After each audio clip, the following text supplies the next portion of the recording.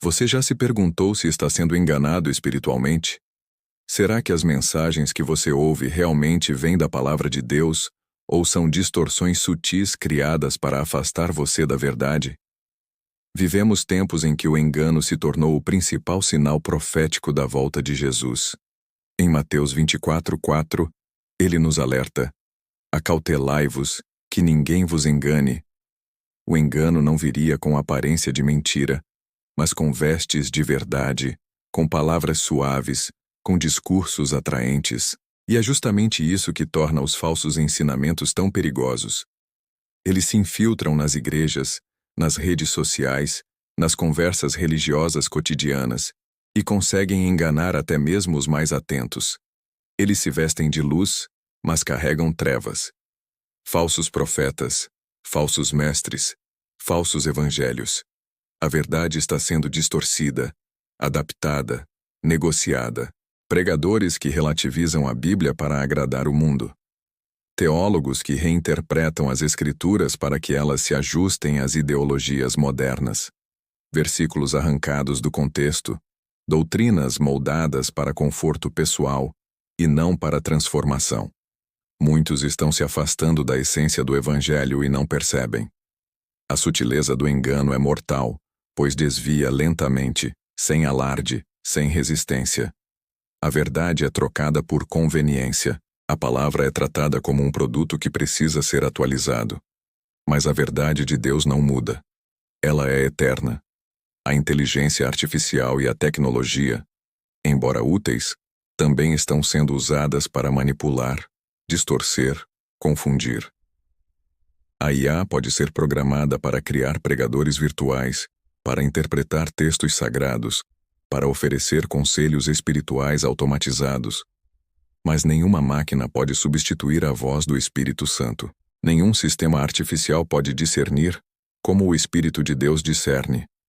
Estamos entrando em uma era onde chips podem ser inseridos no corpo humano. Já se fala em implantes cerebrais para controlar emoções, monitorar pensamentos, prever comportamentos. Imagine um futuro onde sua mente é invadida, onde suas decisões são influenciadas por dados. E agora pense: onde fica o livre-arbítrio? Onde fica a consciência espiritual? Essa fusão entre homem e máquina levanta questões sérias, éticas, espirituais. A palavra nos adverte que chegará o tempo em que todos serão obrigados a receber uma marca. Estamos caminhando rumo a isso? Precisamos estar alertas. Em paralelo a isso, a internet se tornou um campo fértil para a disseminação de falsas doutrinas. Vídeos, postagens, pregações distorcidas, interpretações tendenciosas. Qualquer pessoa com carisma e seguidores pode se tornar um líder espiritual. Muitos têm usado as redes como um púlpito de engano. E os fiéis, sem discernimento, compartilham, acreditam, seguem. É necessário desenvolver discernimento espiritual. Um senso de alerta que só vem através de intimidade com Deus e meditação constante na sua palavra. O Espírito Santo nos guia a toda a verdade, mas precisamos estar abertos e atentos. Não se pode confiar em qualquer mensagem que mencione Jesus. Nem toda doutrina é sã. Nem todo milagre é prova de santidade. A Bíblia deve ser o nosso fundamento. Ela é lâmpada para os pés, luz para o caminho. Se você não está firmado nela, será levado por qualquer vento de doutrina. Vivemos dias maus, dias de relativismo, de sincretismo, de espiritualidade superficial. É preciso cavar fundo, fortalecer raízes. Não podemos edificar nossa fé sobre opiniões humanas ou convenções sociais. Nossa base deve ser a palavra viva e imutável. O engano pode parecer bonito, pode parecer moderno, pode até parecer amoroso. Mas se não for bíblico, é falso. Se não glorificar Cristo, é vaidade. Se não confrontar o pecado, é mentira. Precisamos voltar à simplicidade do Evangelho, à verdade que liberta, ao arrependimento que transforma. A mentira se espalha rapidamente, mas a verdade resiste para sempre. A mentira encanta, mas a verdade salva. O inimigo tenta mascarar o erro com aparência de sabedoria, mas aqueles que estão cheios do Espírito reconhecem a voz do pastor. Nós estamos em um momento crucial da história da humanidade, um período em que a linha entre o certo e o errado se tornou tênue, um fio quase invisível. As fronteiras se diluíram e as convicções se perderam.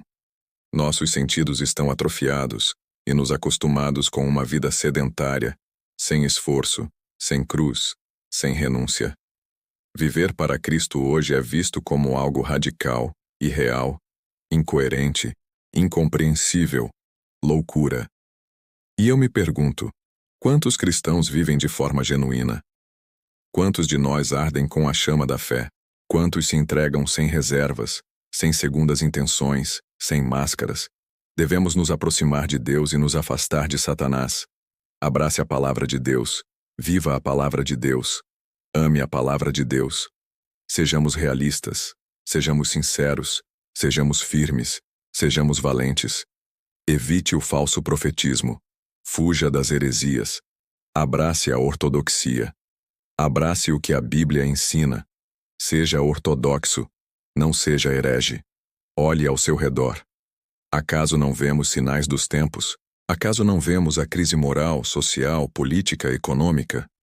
Acaso não vemos o desmoronar de valores, a banalização do pecado? Acaso não vemos pessoas buscando a Deus, mas não querem buscar a sua vontade? Querer a Deus e não querer a sua vontade. Querer a Deus e não crer na sua palavra. Querer a Deus e não se entregar a Ele. Oh, meu Deus! A hipocrisia, a incredulidade, a frieza, a infidelidade, a mundanidade, a carnalidade. Deus nos chamou para sair da farsa. Nosso chamado é ser santo. Nosso chamado é ser fiel. Deus nos chamou para viver a palavra e não para ouvir a palavra. Deus nos chamou para sermos santos, para vivermos a santidade. Deus nos chamou para sermos justos, para vivermos a justiça. Deus nos chamou para sermos fiéis, para vivermos a fidelidade. Eu me imploro a ti, meu irmão, a ti que és servo de Cristo, a ti que és filho de Deus, a ti que és herdeiro do reino dos céus, a ti que és templo do Espírito Santo, a ti que és templo de Deus, a ti que és feito de Deus, a ti que és peregrino, a ti que és viajante, a ti que és soldado de Cristo, a ti que és atleta de Cristo, a ti que és pastor de Cristo, a ti que és missionário de Cristo, a ti que és profético de Cristo, a ti que és profecia de Cristo, a ti que és servo de Cristo, a ti que és ministro de Cristo, a ti que és evangelista de Cristo, a ti que és apóstolo de Cristo, a ti que és discípulo de Cristo, a ti que és amigo de Cristo, a ti que és filho de Deus, a ti que és herdeiro do reino dos céus, a ti que és templo do Espírito Santo, a ti que és feito de Deus, a ti que és templo de Deus, a ti que és peregrino, a ti que és viajante, a ti que és soldado de Cristo, a ti que és atleta de Cristo, a ti que és pastor de Cristo, a ti que és missionário de Cristo, a ti que és profético de Cristo, a ti que és profecia de Cristo, a ti que és servo de Cristo, a ti que és ministro de Cristo, a ti que és evangelista de Cristo, a ti que és apóstolo de Cristo, a ti que és discípulo de Cristo, a ti que és amigo de Cristo, a ti que és filho de Deus, a ti que és herdeiro do reino dos céus, a ti que és templo do Espírito Santo, a ti que és feito de Deus, a ti que és templo de Deus. Eu me imploro, não sejas enganado. Deus te abençoe.